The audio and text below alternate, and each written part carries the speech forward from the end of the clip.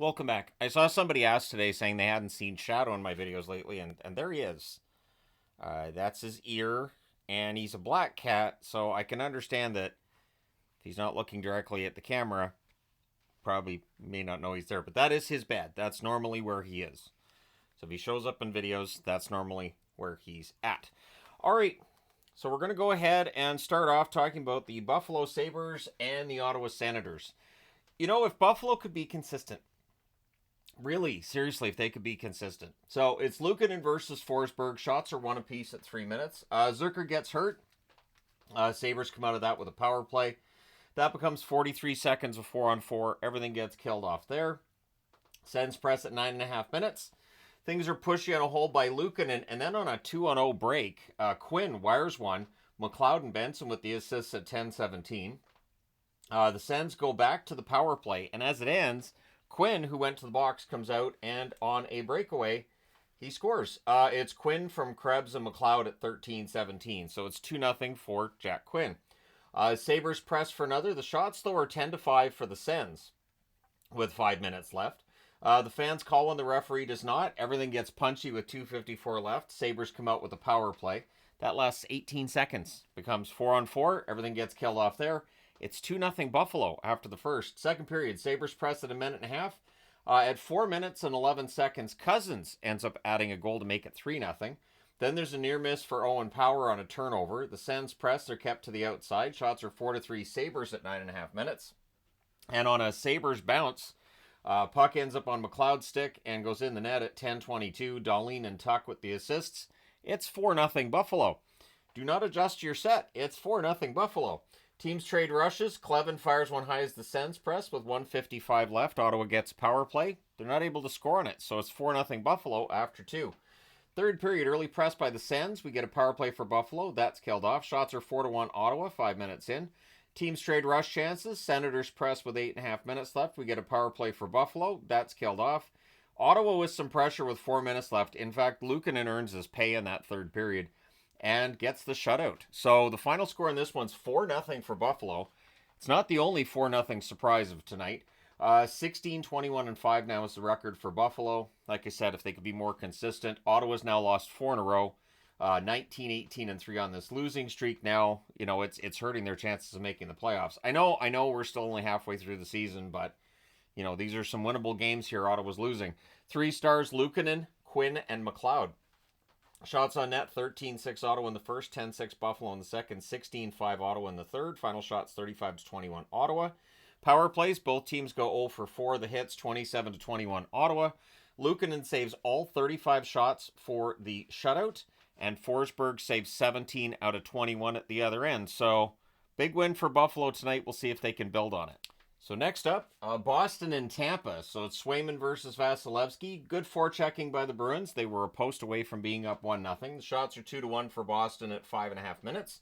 Bruins press at 6 minutes. Tampa Bay gets some pressure at 7.5 minutes. Eventually, they draw a power play. Boston kills that off. Pastrnak has a rush chance. That's defended. The Bolts go back to the power play. That's killed off as well. Shots are 8-5 for Tampa with 4.5 minutes left. Boston presses with 2.5 minutes left. And Tampa Bay gets some pressure in the final minute. It's 0-0 after 1. Second period. The lone shot on net belongs to Tampa 3 minutes in. Eyssimont has a net drive. That's blocked. We get a power play for Tampa. Kucherov has a wrister that's held. We end up with 2 seconds of 4-on-4 before a Boston power play. Everything gets killed off there. Bolts press at 8.5 minutes. Shots are 7-3 Tampa, 9 minutes into the period. There's a post for Zacha from in close. The Bolts press with 7.5 minutes left. Boston draws a power play. And Tampa scores on it. It's Cirelli on a turnover rush. Hagel and McDonough with the assist at 14:07. And then most importantly, Tampa Bay finishes killing that penalty. Marchand has a net drive that's blocked. And then in the final minute, Swayman's just caught off the post. This is a goal you can't have. At 19:10, it's Eyssimont burying one short side. Paul and McDonough with the assist. So he just catches the goalie off the post. Goes in, it's 2-0 Tampa. And then the Bolts look for another before the period's over. But it is 2-0 for them after 2. Third period, they gave Lohrei way too much time, so he could just walk in and wire it. Peake and Marchand with the assists at 2:05. That makes it 2-1 as Boston gets on the board. Bolts look to respond, but 4 minutes in, the shots are 5-0 for Boston. McAvoy prevents a Hagel goal. Marchand as a net feed, that's picked off. The Bruins press at the half. Tampa Bay's blocking the path to the net pretty well. Zadorov and Chernak get unfriendly, but considering the score and the time of the game, they don't really get into it. Bolts press with 3.5 minutes left. The goalie pull happens with 2 minutes left, and at 18:28, Hagel hits the empty net from Kucherov and Chernak. The goalie pull happens again, but with 42.9 seconds left, you got to put Swayman back in as Tampa Bay goes to the power play, and they score on it. Braden Point with his 600th point. This one a power play goal. Kucherov and Hedman with the assists in 19:24. That's your insurance on top of the insurance. And then with 2.5 seconds left, Lilleberg gets a major penalty and a game misconduct, but there's 2.5 seconds left. So unless Department of Player Safety does something, but I doubt it, may be a fine. At any rate, it's a 4-1 win for Tampa. They go to 22-15-2 with the win. With the loss, Boston 20-19-5. They've lost 6 in a row.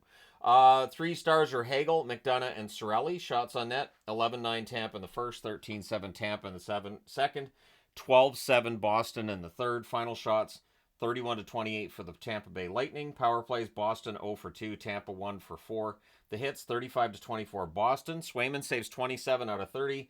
Vasilevsky 27 saves on 28 shots. All right, next up, New Jersey and the Rangers. So Markstrom versus Shesterkin. Early press by the Devils. The teams exchange rushes. There's a kick save on a Riley Smith chance. Puck's cleared out. Cotter has a slot chance that's blocked. Crossbar then for Luke Hughes, which some thought might have been in the net. We get a power play for the Devils. That's killed off. Devils go back to the power play, so the Rangers are like, fine, they kill that off as well. Meyer is denied. Meyer. There it is. There's the, Meyer is denied after it comes to an end. I don't want to go full Squirrely Dan on that one there and just pluralize every word. So then we get a power play for the Rangers, and they score on it as Fox with his second goal of the season. Trocheck with the assist at 12:05. So win the face-off and bury it. Devils look to respond. Rangers press with 4 minutes left, and they emerge from the first period with a 1-0 lead. Second period, Meyer fires one wide on a rush, and then Cooley fires one wide on a rush as well. And then at 4:03, Shesterkin with the turnover, and this puck deflects in. It's Jack Hughes from Pesce and Palat on what's the first shot of the second period for New Jersey. Shots are only one apiece, 5 minutes in. Jack Hughes has a net drive that's blocked. The Devils press at 8 minutes. And then on a rush at 8:28, Bratt scores from Jack Hughes and Hamilton to make it a 2-1 lead for New Jersey. We get a power play for the Devils. That's killed off. Devils press after it ends. We get a power play then for the Rangers. Things are pushed in a hole by Markstrom. And then Panarin buries a rebound on the power play. Zibanejad and Fox with the assists at 17-13. Makes it 2-2 after 2. Even if they're power play merchants in this game, at least they're tied after 2. Third period, early press by the Devils. Teams trade turnovers. Rangers press at 4.5 minutes. In fact, the shots are 6-0 for the Rangers, 5.5 minutes in. Jack Hughes has a rush chance that's saved. We get a power play for New York. That becomes 4-on-4.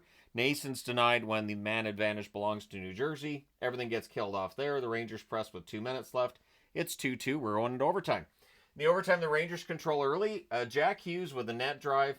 That's turned over, and then Carrick wires one on a rush. He scores from Riley Smith at 2:48. The Rangers win again. They win 3-2 in overtime. They go to 19-20-2 with the win. With the overtime loss, New Jersey 25-15-4. And eventually, the Rangers have to start winning, right? Your 3 stars in this, Carrick, Fox, and Jack Hughes. Shots on net, 11-8 New Jersey in the first, 9-5 Rangers in the second, 12-6 Rangers in the third, 3-1 Rangers in the overtime, including the shot that matters. Final shots, 32-23 for the Rangers. Power plays, New Jersey 0 for 4. The Rangers 2 for 3. The hits, 33-27 for the Rangers. Markstrom saves 29 out of 32. Shesterkin, 21 saves on 23 shots. So, pretty good game for the New York Rangers, and they're not that far below the playoff line, so maybe. All right, next up, Dallas and Philly. So it's DeSmith versus Ersson, and I'm going to say this at the start. Boucher said, Ersson coming back. They need Ersson if they're going to make a run towards the playoffs because Fedotov and Kolosov aren't, playing well enough. But Ersson's stats have not been as good as Fedotov's. So if you look at the advanced numbers, Ersson's had a rough year. So of the 3 goaltenders Philadelphia has, my answer would be no in terms of which one can get them to the playoffs. So Konechny has a net feed that's blocked out at 1:45 on their first shot. Dallas scores. It's Maverick Bourque, and it was a fantastic shot. So no chance Ersson there. Dumba and Stankoven with the assists. Nice to see Stankoven on the board there with an assist because he's been quiet lately. Flyers look to respond. Things are pushed on a hold by Ersson. Shots are 2 apiece at 6.5 minutes. Sanheim fires one wide on a rush, and then at 9:38, it's Rope Hintz. He scores from Dodonov and Robertson. Stars then look for another. In fact, the shots are 7-4 Dallas with 9.5 minutes left. Dodonov is robbed from in close. The Stars press with 6 minutes left. Paling's denied from the slot. 2:52 left. The Flyers get a power play. That's killed off, and the Boo Birds were out at the horn. People in Philly not very happy with this team right now. Second period, not that the team gave him anything to cheer for, anyways. So second period, early jump for Philly. The Stars press at 1.5 minutes. Blackwell couldn't bury one in close, but eventually at 8:41, Johnston gets his 10th of the year. Ben and Lundqvist with the assists. It's 3-0 for Dallas. Flyers press with 9 minutes left. Farabee's denied on a net drive. The Stars get some pressure with 6 minutes left. Teams trade rushes. Konechny to Farabee. There's a near miss at the net there. It's 3-0 Dallas after 2. Third period, early power play for Dallas. That's killed off. Dallas had the only shot on net for either team 4.5 minutes into the period. Stars press at 5.5 minutes. There's pressure by the Flyers at 6.5 minutes, and they would score at 6:47. Frost buries one on a bounce off the boards, so it takes a Flyers bounce. Konechny and Zamula with the assists. It's now 3-1 for Dallas. Shots are 5-2 Flyers at 9.5 minutes. We get a power play for the Flyers. That's killed off. The Flyers press with 5 minutes left. They pull the goalie with 4 minutes left because you need like a lot of goals, and that makes it worse. Well, you need 2 goals because they were down 3-1. It becomes 4-1. Heiskanen scores from Lindell and Robertson at 16:47 into the empty net, and your final score is 4-1. Dallas goes to 26-13-1. They're red hot right now. Philadelphia is 17-20-5 with the loss. 3 stars: Bork, Heiskanen, and Frost. Shots on net, 9 apiece in the first, 9-8 Dallas in the second, 11-5 Philly in the third.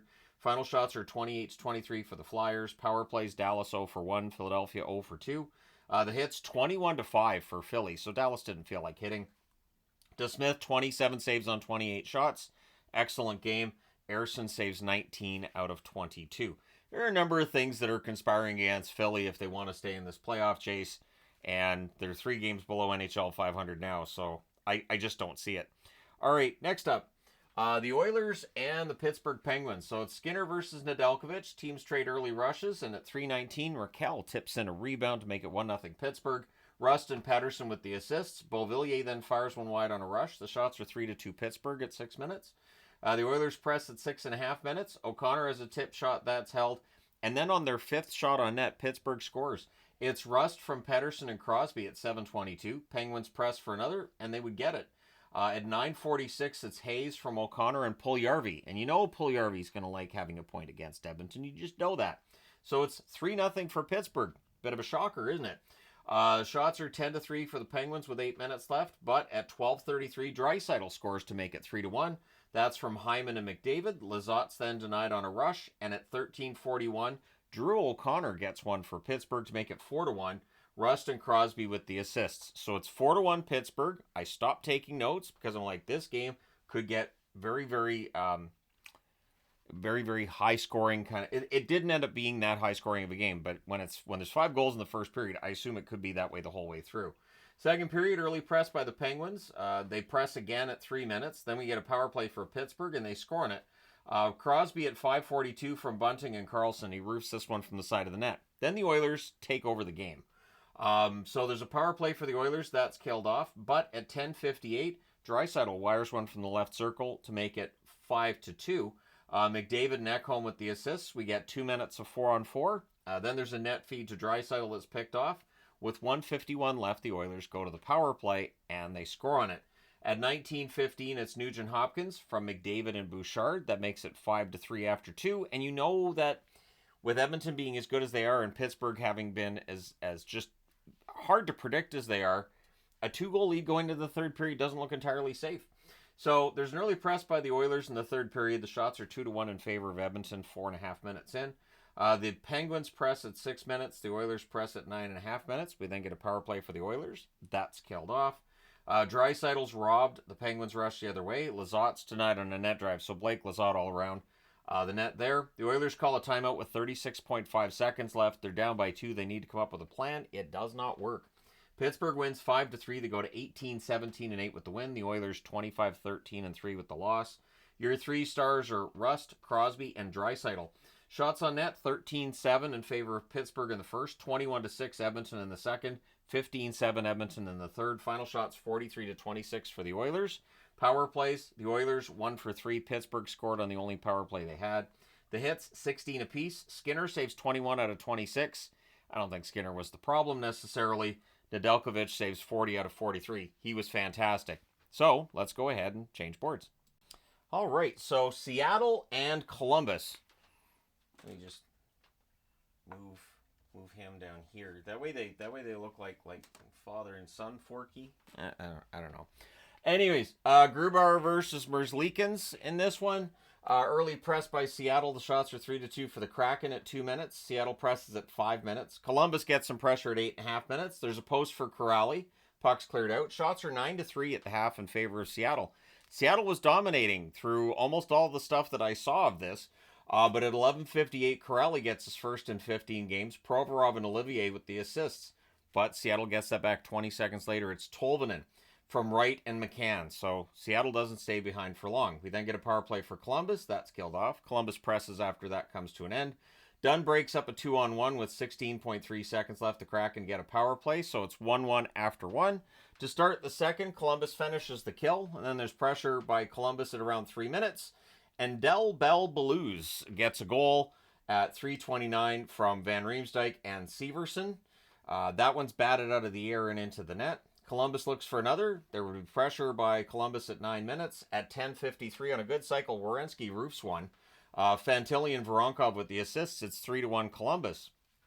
And then at 12:27, Matejchuk scores. I think that's his first NHL goal. I know it's his first this season.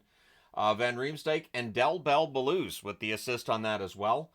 Seattle presses with 6 minutes left, but at 15:45, Ken Johnson scores from Werenski and Fabro. It's 5-1.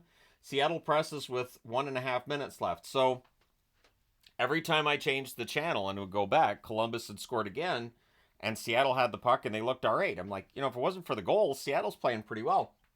Third period. The Kraken press at 1.5 minutes. 3.5 minutes in, the only shot on net is for Seattle. Seattle presses at 5.5 minutes. In fact, the shots are 3-0 for Seattle at 8 minutes. And at 8:44 on a rush, Tolvanen wires one. Stevenson and Montour with the assist. So Tolvanen with a couple of goals tonight. We then get a power play for Seattle. That's killed off. The shots are 10-2 for Seattle with 5 minutes left. Goalie pull happens with 4 minutes left with 2:51 left. Seattle gets a power play, and Columbus does a masterful job killing that off. And then in 19:31, Marchenko hits the empty net from Matejchuk. So the Columbus Blue Jackets win this one 6-2. They go to 19-17-6. Seattle 17-22-3. And you know what's interesting to me with Columbus is they've been playing better ever since Patrick Laine came out and said what he said about Columbus. Is it related? I'm not going to say it's not, because that's something you can put on the board every day. So the 3 stars in this, Belouz, of course, Matejchuk, and Merzlikins. So what the hell? There's a lot of letters for your 3 stars. I'm just saying it's not going to fit in all the programs. Shots on net. Programs were something that they handed. It's fine. Shots on net, 12-7 Seattle in the first, 14-8 Columbus in the second, 11-3 Seattle in the third. Seattle outshoots them 31-24. Power play, Seattle 0-3, Columbus 0-1. The hits 16-7 for Seattle, so not a very physical game. Grubauer saves 14 out of 19. Decord saves all 4 shots he faced in relief. Merzlikins saves 29 out of 31 for the Columbus Blue Jackets. All right, moving along. Toronto and Columbus. No, Toronto and Carolina. Yeah, Columbus did a split. It's a lot of hockey. And I know I always, there's misspeaking I do during these. Be like, oh, look, you messed that up. Look, I watched, a lot of hockey. So, anyways, it is Carolina hosting the Toronto Maple Leafs. And this was a game that just flipped. So, it's Wall versus Kochetkov. There's a post for Nylander on a rush. And then at 1:59, Robertson scores for Toronto from Domi and Lorentz. Shots are 4-3 Toronto at 6 minutes. Nylander's robbed on a breakaway, so he figures, I'll just do it again. At 7:29, Nylander scores on his next breakaway. So those are 3 really good scoring opportunities for Nylander. He gets a post, misses the net, and, gets a post, The breakaway is saved, and then he just gets it on that third opportunity. So third time's the charm. Leafs press at 9.5 minutes. Timmins has a chance that's held. It's all Leafs at this point. It really is. Toronto's playing a great road game. Jaska then has a slot shot that's held. First time I've written that name on the board. Kane's press with 6.5 minutes left, and at 13:58, Robinson buries a rebound at the net. Smith and Natchez with the assist. So Ty Smith with his first assist of the season. And then at 14:15, Jordan Staal on a nice pass from behind the net. Staal finishes it. Svechnikov and Martinuk with the assists. It's suddenly a tie game. Then with 3:20 left, the Canes get a power play. That's killed off, but you could feel the momentum had swung greatly in favor of the Carolina Hurricanes. So in the second period, there's an early power play for the Leafs, and at 35 seconds, early in that power play, it's a 2-on-1 rush, and Staal gets the shorthanded goal. Martinuk and Slavin with the assists, so that makes it 3-2 for Carolina. That's their first lead. But Toronto would score on that power play at 1:11 seconds. Matthews scores one as he's falling down onto the ice. Nyes and Marner with the assists, so 3-3, and because of the way that goal scored, it's going to be in highlight reels for years. So the Leafs press at 2.5 minutes. Myers has a shot that's held so that Carolina can get a change. They were basically pinned down for a while there. And then at 4:58, Jackson Blake puts one through Wall on a rush. Jaska and Orlov with the assists. So I'm going to go ahead and guess that's Jaska's first ever NHL point because I've never had to write that name on the board. There's a power play for Carolina. That's killed off. The Canes press at 9.5 minutes. There's more pressure by the Canes with 8.5 minutes left. We then get a power play for Carolina. That's killed off. One shot on net. There was a review to see if the Canes had scored on a play that puck didn't cross the line. 2:03 left. There's a Leafs power play. That leads to a post by Seth Jarvis on a shorthanded rush. That power play is killed off. It's 4-3 Carolina after 2. Third period, 20 seconds in. Jordan Staal. Second goal in the first minute of a period in this game, and it's a hat trick goal as well. Burns and Martinuk with the assist. So Martinuk with a few helpers tonight. And yeah, some unlikely people getting on the score sheet for Carolina. Leafs press to respond. However, the shots are 3-1 Carolina at 3 minutes. Tavares is denied. Kochetkov holds on there. Marner with a near miss from the slot. The shots are 8-4 for Toronto at the half. Leafs press with 8 minutes left. Toronto, their lines are in a blender as Berube's trying to figure this out. Kokaniemi has a one-timer that's kicked aside. Toronto would pull the goaltender, and at 16:23, Seth Jarvis gets a goal to put this one away. The final score 6-3 for Carolina. They go to 25-15-2 with the win. With the loss, Toronto 27-14-2. 3 stars are Staal, Martinuk, and Robinson. Shots on net, 13-12 Toronto in the first, 12-8 Carolina in the second, 12-10 Toronto in the third. Final shots 34-33 for Carolina. Power plays 1-2 for Toronto, 0-3 for Carolina. The hits 26-13 Toronto. Woll saves 28 out of 33, and Kochetkov saves 30 out of 33. Kochetkov had himself a pretty solid game. All right, next up, Anaheim and St. Louis. Dostal versus Hofer. Fowler, they had a nice ceremony for his 1,000 games. Shots are 2-0 for the Blues at 2.5 minutes. And full disclosure here, I can only track 8 games at once.